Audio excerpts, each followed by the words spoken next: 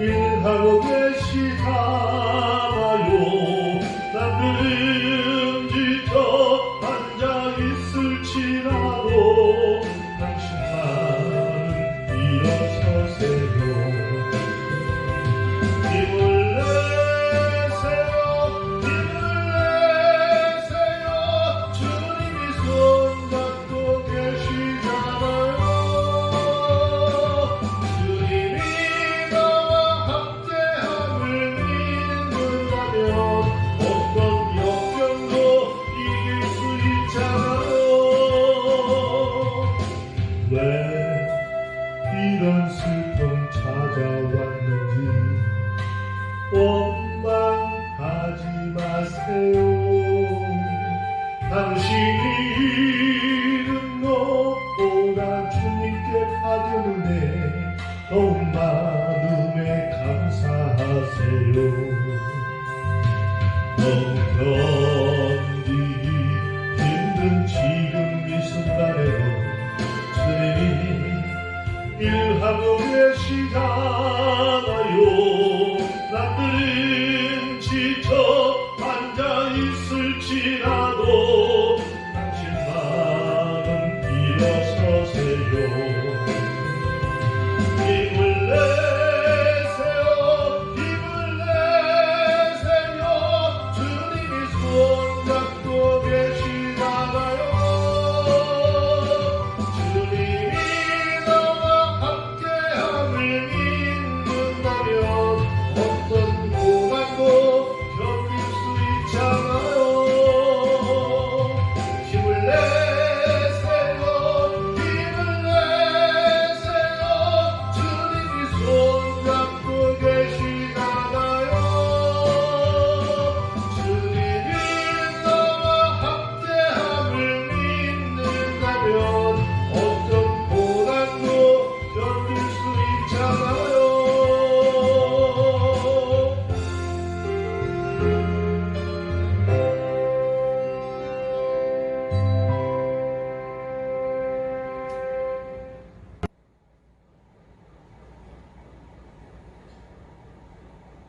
오늘 말씀을 전하기 전에 먼저 하나님 앞에 찬양을 올려드렸습니다.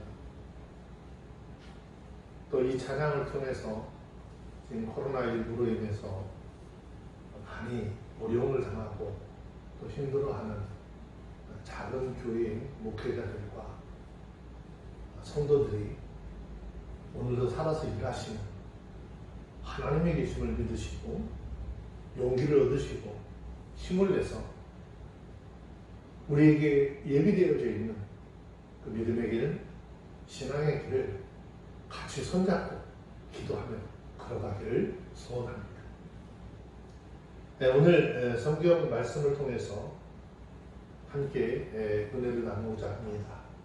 오늘 본문의 말씀은 성경 66권 중에서 어떻게 보면 가장 무서운 장이라고 할 수가 있습니다. 그 이유는 이 본문의 말씀에 최후의 심판과 재난과 파멸에 대해서 잘 나타내 보여주고 있기 때문입니다. 이제 베드로 사도는 자신의 세상을 떠날 때가 가까웠다라고 하는 것을 알고서 미래를 바라보고 이제 뒤에 남아있는 하나님의 사람들에게 그들의 미래를 대비하라고 말씀을 하고 있습니다. 말하자면 일종의 경고의 메시지인데 마지막 때가 되면 세상과 교회에 어떤 일들이 나타나게 될 것인가 라고 하는 것을 말씀하고 이런 일들을 통해서 우리의 신앙, 우리의 믿음을 어떻게 지켜나갈 것인가 라고 가르침을 주고 있는 것이죠. 어떤 경고의 메시지일까? 성경을 잘 살펴보면 이 세상에 살아가는 인생들은 아주 막강한 두 세력 사이에서 지금 무서운 영적인 전쟁을 하며 살아가고 있습니다. 그것은 물론 둘 다 영적인 세력이죠. 물론 우리들이 싸워야 할 대상은 하나님의 군대가 아니라 사단과 곧 마귀와 그의 군대인 것이죠. 그런데 문제는 우리들이 이 전쟁을 하기 싫다고 도망하거나 회피할 수 없다라는 것입니다. 이 싸움에서 반드시 싸워 이겨야 진정한 승리자의 반열에 들어갈 수 있기 때문입니다. 우리가 흔히 하는 말 중에 지피지기면 백전백승이라고 했지요.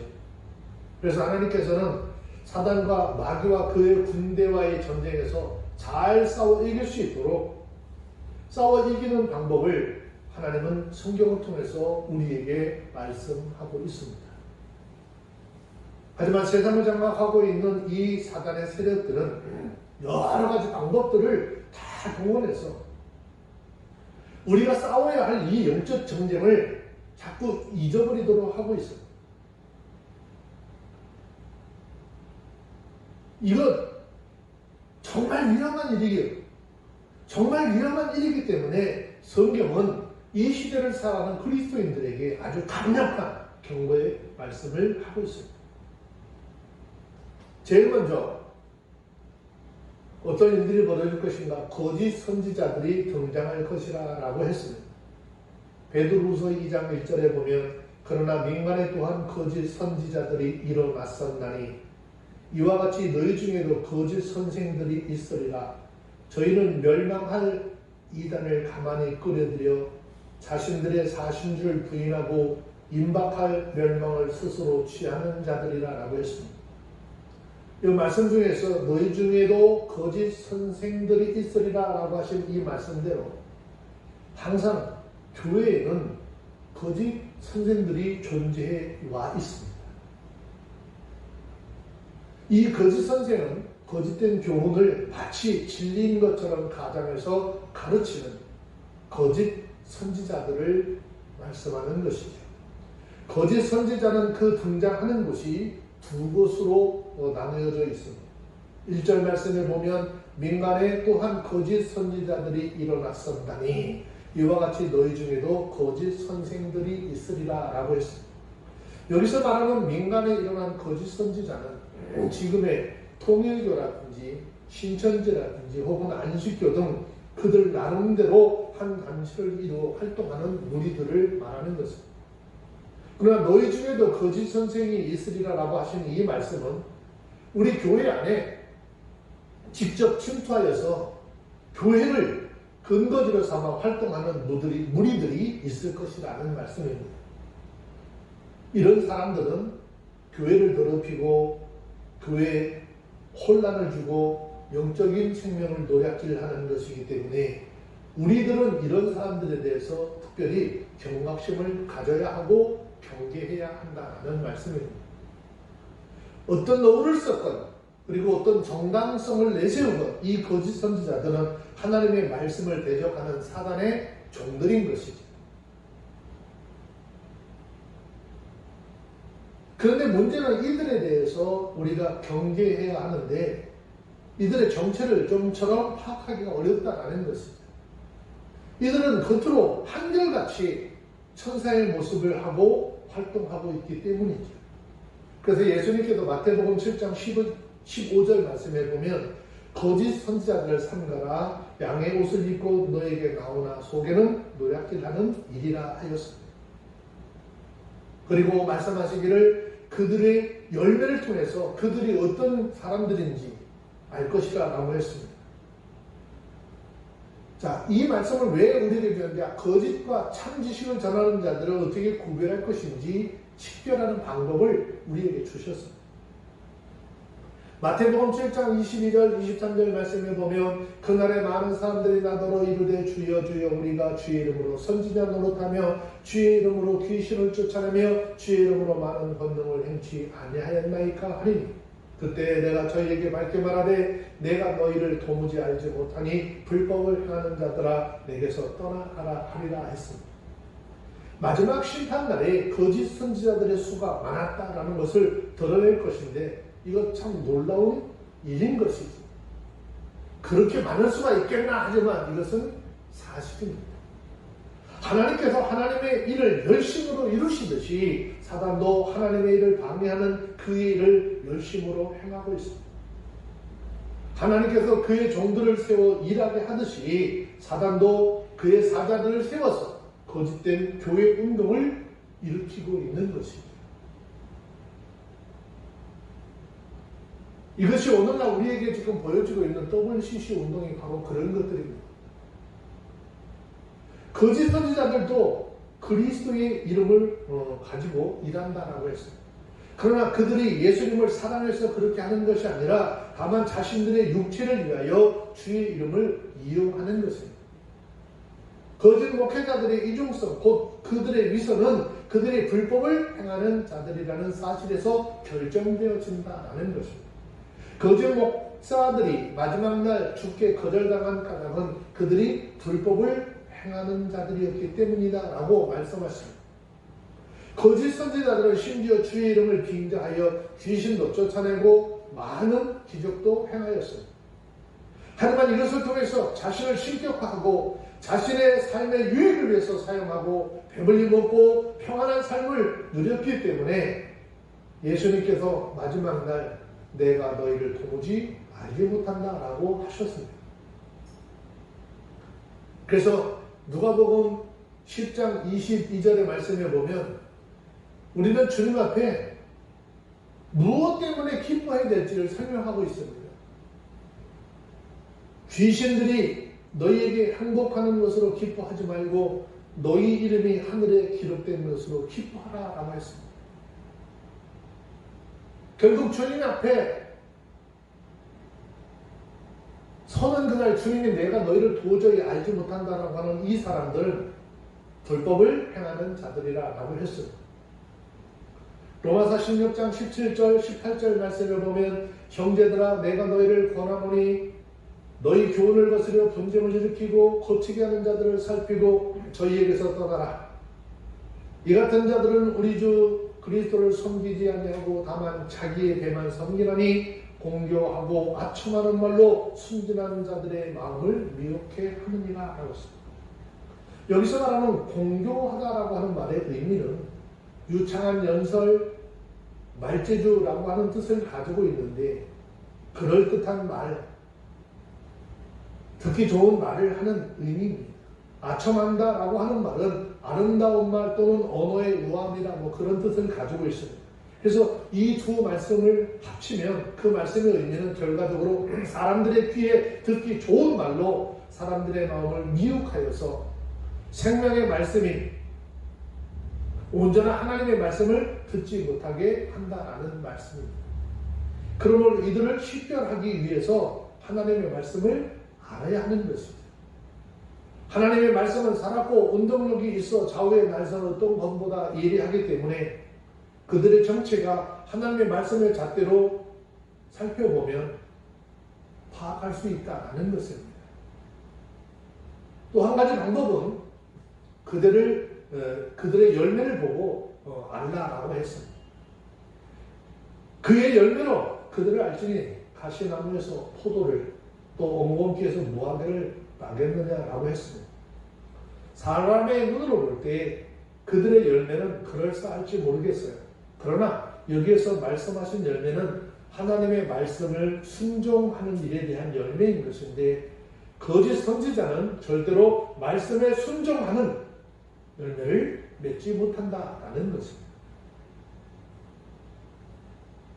두 번째, 그러면 거짓 선지자들이 하는 일이 어떤 일들일까요? 베드로후서 2장 2절 말씀에 봅니다. 여럿이 저희 호색하는 것을 좇으리니 이로 인하여 진리의 도가 회방받을 것이라 그랬습니다. 1절과 2절에서 이 거짓 선지자들이 하는 몇 가지를 밝히고 있습니다. 1절을 보면 이들은 멸망케 할 이단을 교회로 가만히 끌어들였다라고 했어요. 멸망케 한다라고 하는 이 말은 우리의 영적을 또 영적인 생명을 멸망시킨다라는 말입니다. 무슨 말인가 하면 사람들이 귀에 듣기 좋은 말로 사람들을 미혹하고 유혹하는 것인데 그 그물에 걸려들어 거기에 빠져버리면 생명의 말씀인 하나님의 말씀을 떠나게 되고 생명의 말씀인 그 하나님의 말씀이 아니라 사람의 말을 쫓아가면 우리에게 주어진 영적 생명이 죽게 되는 것입니다. 그런데 마지막 때가 되면 이와 같은 이단들을 가만히 끌어들인다라는 것이죠. 무슨 말인가 하면 목사는 설교도 재밌게 해야 돼요. 그래서 한 5분에 한 번씩 웃음이 터져 나와요. 말도 멋있게 해야 돼요. 잘 웃기고 귀를 즐겁게 해주고, 그래서 그걸 통해서 예배 때 조는 사람이 하나도 없어야 된다는 거예요. 그래서 강단에서 유예가도 부르는 거죠.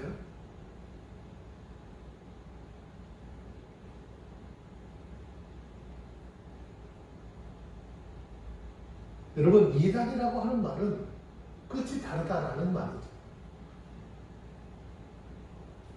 무슨 말입니까? 겉으로 보면 저렇게 해도 사람만 많이 모이면 된다라고 생각을 하죠. 하지만 그것은 하나님과 상관이 없는 일입니다. 특히 이런 사람들은 성경에 기록한 말씀을 있는 그대로 믿지 못하고 그럴 수도 있다라고 합니다. 하지만 이것은 하나님과 상관이 없는 일들이에요. 사단이 하는 일은 하나님께서 허락하신 생명의 씨가 뿌려진 교회에 가라지 씨를 덧뿌립니다. 그래서 이 씨가 알곡과 함께 자라나면 가라지가 되는데, 이단자는 사람에게 충성하는 자들이기 때문에 그 열심이 대단합니다. 이단이라고 하는 것은 언제나 진리와 비슷하지만 진리와 엄연히 구분이 되는 것이죠. 이단이라고 하는 것은 진리의 가짜 상품입니다. 여러분, 시장에 가보시면은 시장에도 짝퉁들이 많이 있죠. 가짜 상품들이 얼마나 멋있고 화려한지, 진짜 상품을 뺨치는 것처럼 이단도 진짜와 가짜를 구별할 줄 모르는 사람들에게 보면 굉장히 매력적입니다. 그래서 본문에서 이단자들의 특징을 몇 가지 말씀을 하고 있습니다. 사신 주를 부인하는 자들이라고 했습니다. 자, 그들은 예수님의 권위를 피조물의 자리에까지 떨어뜨리는 일을 하기 때문에 주를 부인하는 자들이라는 것입니다. 2절에 여럿이 저희가 호색하는 것을 조철이라 라고 했는데, 여기에서 호색이라고 하는 말의 뜻은 방탕함과 부정함과 음란과 무절제라는 의미를 담고 있습니다. 결과적으로 어떤 삶을 살아가는데 어떠한 체계 없이 자기 마음이 가는 대로, 자기 생각이 이끄는 대로 살아가는 규모 없는 삶을 사는 것을 말하는 것이죠. 그런데 성경은 우리에게 분명히 말씀합니다. 데살로니가 후서 3장 6절에 형제들아, 우리 주 예수 그리스도의 이름으로 너희에게 명하노니 규모 없이 행하고 우리에게 받은 유전대로 행하지 아니하는 모든 형제에게서 떠나라 라고 했습니다. 여기서 말하는 명한다라고 하는 말은 권면이 아니라 명령입니다. 우리들은 예수님의 권면의 말씀도 순종해야 하지만 명령이라고 한다면 그 말씀을 더욱더 순종해야 할 줄로 믿습니다. 그리고 규모 없다라고 하는 말은 삶의 질서가 없다라는 말입니다. 삶의 질서가 없다라고 하는 말은 하나님의 말씀에 가르침대로 살지 않는다라는 뜻인데, 우리들은 항상 먼저 하나님의 말씀을 따라 살아가야 하는 것입니다. 성경의 가르침에 순종하지 않는 것이 바로 규모 없이 무질서하게 행동하며 살아가는 삶인 것입니다. 당시 이렇게 규모 없이 행하는 사람들이 세상 밖에 있는 형제들이 아니라 같은 신앙을 가지고 같은 신앙 고백을 하는 교회 안에 있는 믿음의 형제들이었다는 것입니다. 그러므로 그들이 믿는 내용, 즉 교리적, 사상적 문제에 있어서 이상이 없는 사람들인 것처럼 보였습니다. 하지만 그들의 삶을 돌이켜보면 성경에서 가르치는 명백한 교훈을 순종하지 아니하고 무질서하게 행동을 했었다는 것입니다. 사도 베드로는 교인들에게 그러한 자들로부터 떠나라라고 명령을 하고 있습니다. 여기서 떠나라라고 하는 말은 그들과 교제하지 말라라는 말입니다. 이것 오해를 하면 교회를 분리하라라는 의미로 들릴 수 있는데, 교회를 분리하라고 하는 의미가 아닙니다. 교회가 전체적으로 배교하고 변질되는 일은 그렇게 쉽게 일어나지는 않습니다. 교회가 타락을 해도 그 속에 있는 많은 진실한 그리스도인들이 있기 때문에 그렇게 쉽게 전체적으로 타락하는 것이 아니죠. 서서히 물들어가는 것입니다. 그렇기 때문에 진실한 그리스도인들이 좀 깨어 있기만 하면 교회의 타락을 상당히 막을 수가 있는 것이죠. 그러나 교회가 전체적으로 배교할 때도 있었습니다.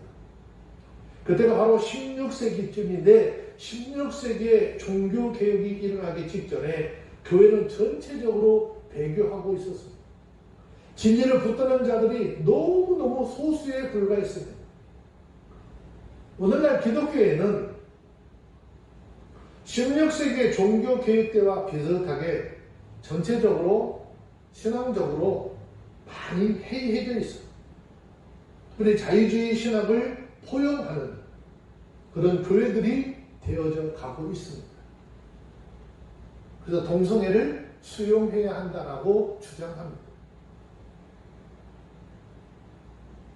이건 대단히 잘못된 일들입니다.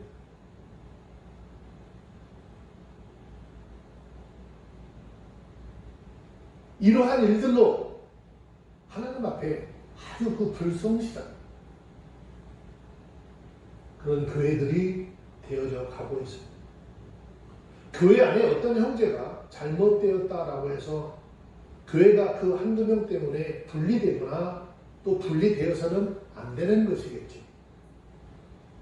교회 헌법이 규정하고 있듯이 교회는 잘못을 행하는 사람은 제일 첫 번째 불러서 권면을 하고 책망을 하고, 두 번째 권면하고 책망을 해도 듣지 않으면 성찬이라고 하는 그런 교제에서 제외하고, 그래도 말을 듣지 않으면 다음에 제명하고 출교시켜야 하는 것입니다.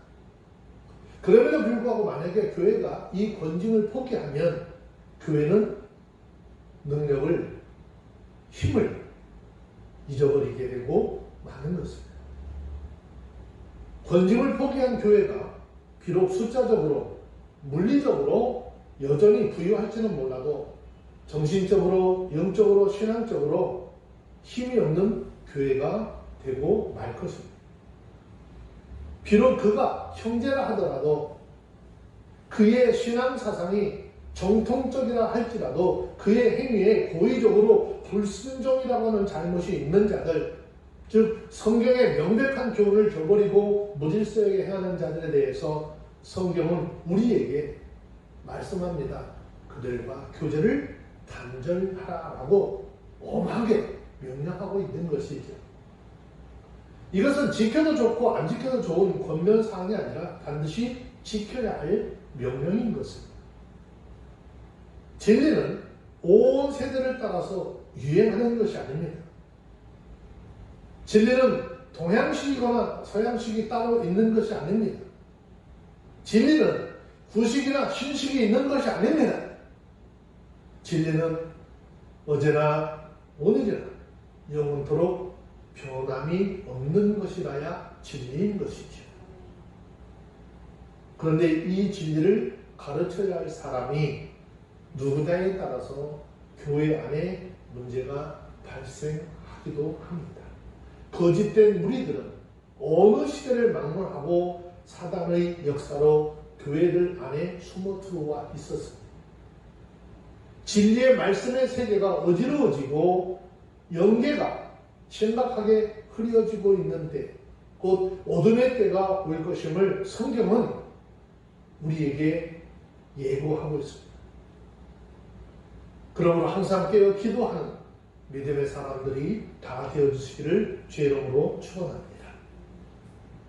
베드로후서 2장 3절 말씀 봅니다. 저희가 탐심으로 인하여 지은 말을 가지고 너희로 일을 삼으니 저희 심판은 옛적부터 지체하지 아니하며 저희 멸망은 자지 아니하느니라 라고 했습니다.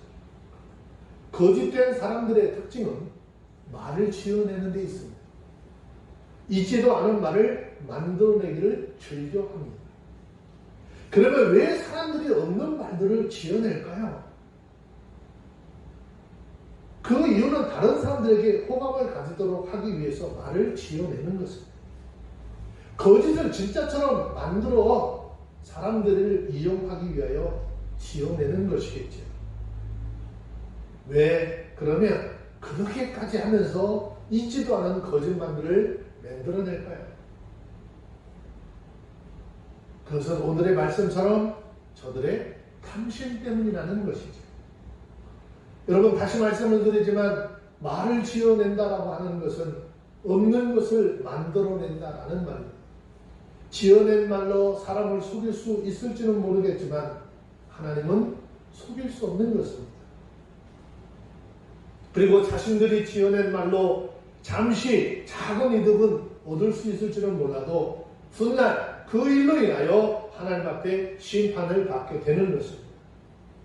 지어내는 말로 잠시 기분이 좋을지 모릅니다.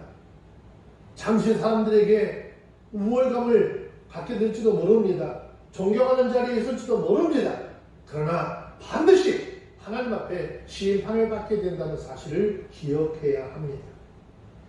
본문에서 말세가 되면 세상에 거짓된 믿음의 사람들이 많이 나타나게 될 것을 말씀하고 있습니다. 그래서 교회 안에도 이세벨의 침입이 있게 되고 니고라 당이 무리를 짓게 되고 발람의 무리들이 팔기를 치게 될 것이라 라고 하는 것이, 또 거짓 선지자와 거짓 선생들 때문에 교회 안에 믿음도 사랑도 식어지게 될 것이다 라고 했어요. 성경은 신앙생활을 오래 한 사람들을 선생이라 라고 했습니다.